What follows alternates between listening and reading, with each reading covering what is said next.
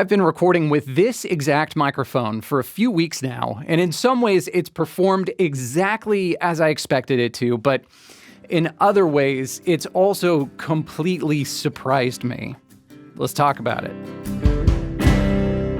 Oh, and I also picked up this. This is the vintage Telefunken EF86 tube. We're going to swap out the tube about halfway through this review and see if we can actually hear the difference. Okay, let's get back to it. To the poor soul who's wondering if this microphone is an exact replica of a vintage Neumann U67 from the 1960s, I beg of you, don't go down that rabbit hole. There is no reward at the end. Reason why I say that, you could take 10 different U67s from the 1960s and you'd be hard-pressed to find a matched pair out of that 10.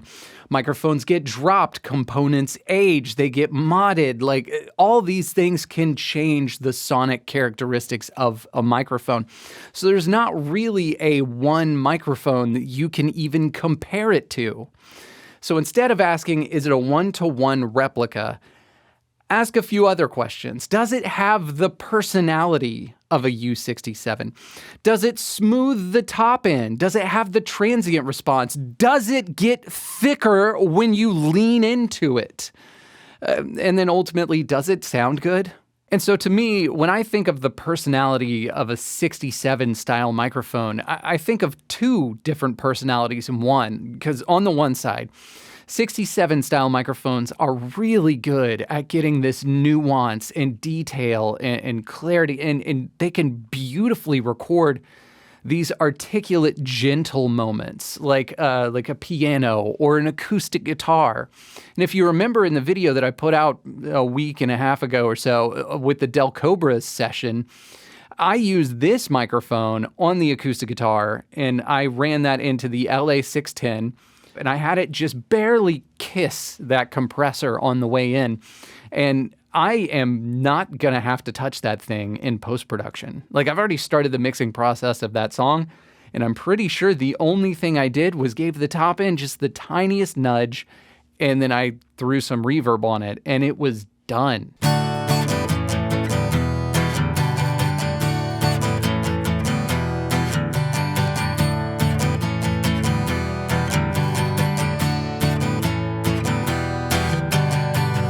And the reason why I love a 67 on an acoustic guitar is for a couple reasons. Number one, the top end is open yet smooth, which I always really like. But the other reason is the transient response and the control that it has. You see, that guitar was a Martin, a Dreadnought, which is naturally a guitar that already has a lot of depth and fullness and not a whole lot of transient. So it's not something that usually typically needs to be tamed. But I've got another guitar. It's a Guild OM240E. Concert-sized guitar, shallower bodied, and when it's got bright strings on it, the transients can be a little sharp, is the best way that I can describe it. But this microphone records it in such a way that it sounds like I have a more expensive guitar.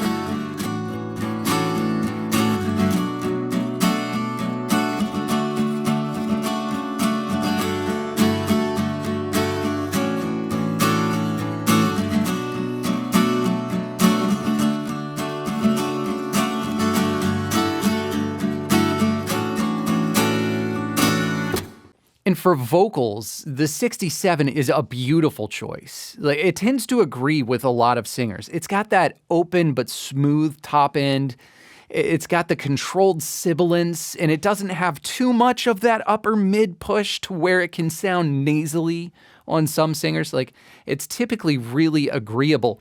And then this is also where the two personalities start coming out on this microphone as well. Is on the one side, you've got the gentle, sweet, nuanced performances, right? It's phenomenal for that. But on the other side, it can be a rock and roll microphone as well. And when you really get into it, it thickens up in just the most musical way.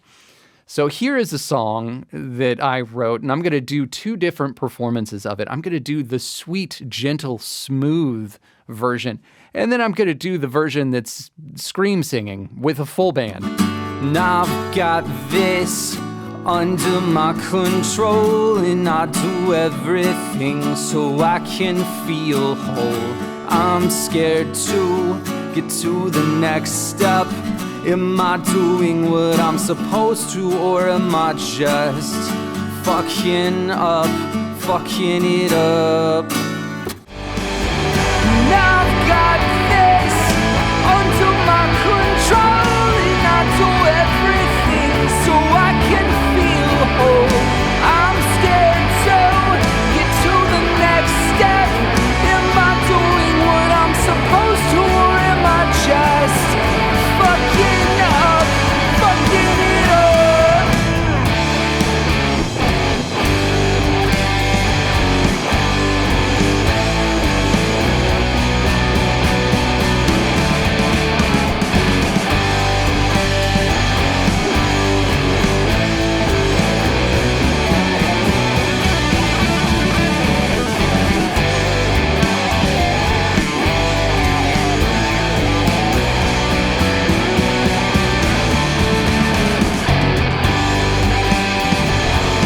I just want to jump in real quick. I've got two things for you. Number one, if you want the raw audio files from today's review, as well as all of the multi-tracks from the full band session as well, that will be made available to my Patreon members. So link in description for that. You can practice mixing and mastering, or just take a critical listen without the YouTube audio compression. Number two, if you haven't subscribed to this channel, you absolutely should. I've got a lot of stuff that's coming up that's really cool. So yeah, we're in the middle of like gear review season, so there's going to be a lot of that. But we are also going to be flying down to Texas. I'm going to be touring the school that I went to for music production, which was also the school that I taught at for music production as well. I want to answer the question, is it worth it in 2025, 2026 to go to school for audio production? So subscribe so you don't miss that. All right, let's get back to the video. And right now, I want to remove all the post-processing from my voiceover right now. So I am not going to put any compression or EQ or nothing. I may keep a limiter just to catch any peaks, but I want you to hear the sound of this microphone on my voice raw.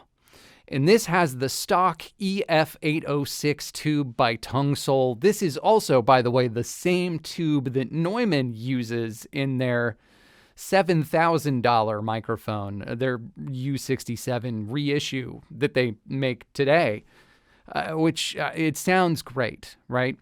But let's swap it out with the vintage Telefunken EF86 tube. Ready? Let's see what we can hear.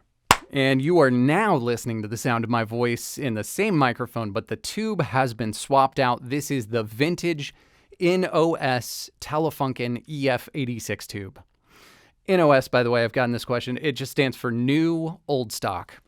That means it's brand new in packaging, but it has never been used. It was just made a long time ago.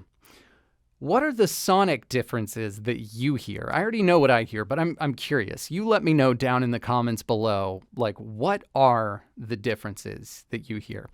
And let's also listen to acoustic guitar and vocals.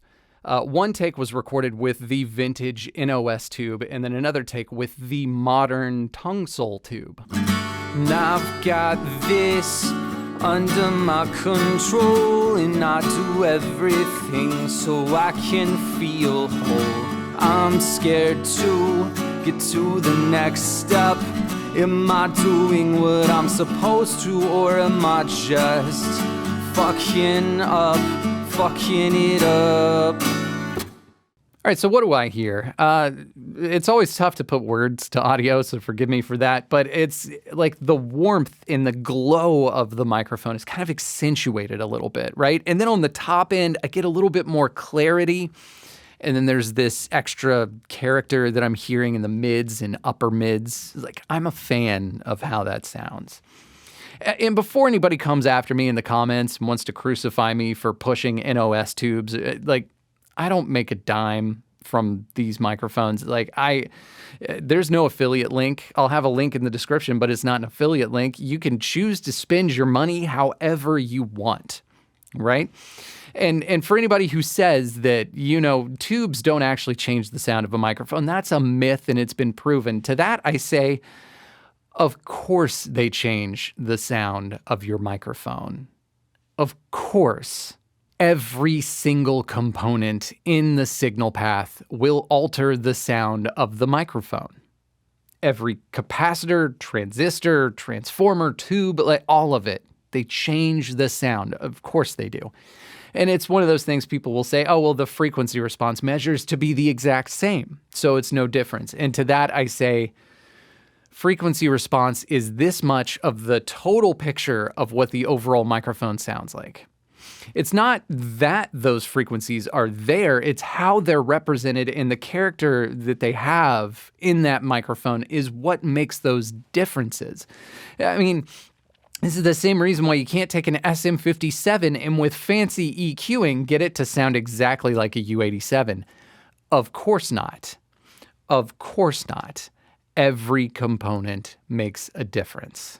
So the question that remains is, would I recommend this microphone to somebody? And the answer to that question is yes, emphatically so. Like, you probably saw that coming, but truth be told, I feel like they give you a lot of microphone for your money. Like, for the base model of this microphone that comes with the stock tube, they currently have it on sale for $1,100, which I feel like is a great price for this microphone. If you want to get the upgraded NOS Telefunken tube version of the microphone, they have that one on sale for $1,500. Again, kind of a great deal for the microphone that you get. It gives you what you're looking for out of a 67. It's got the warmth and the glow. It's got the forgiving upper mid-range that practically de-esses itself. It's got the smoothness on the top end. It's that agreeable, versatile microphone that finds its home in every studio. So if you have not considered it, it may be worth your consideration, to be totally honest. I love the sound of this microphone. So, all right, that's going to do it for me today. Like this video if you liked this video. Subscribe to this channel if you have not done so already. And yeah, I'll see you guys in the next one. Now I've got